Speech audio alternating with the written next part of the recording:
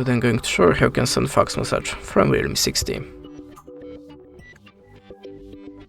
So first open the Play Store, tap on search bar and look for the fax app.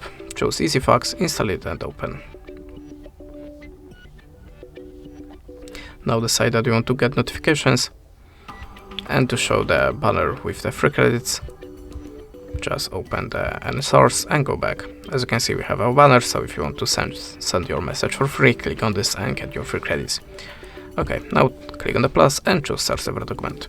I'm gonna pick something from my gallery, like this one for example, and click on the import icon. Now you cannot use a shape to your document, but I think it's okay, so click on the arrow. Now choose the filter formatter to make it more visible. If you already click on the arrow, accept icon and type the number in this place, choose again from the list, and to send the message just click on this button. That's it. Thanks for watching, leave us a like, a comment, and goodbye.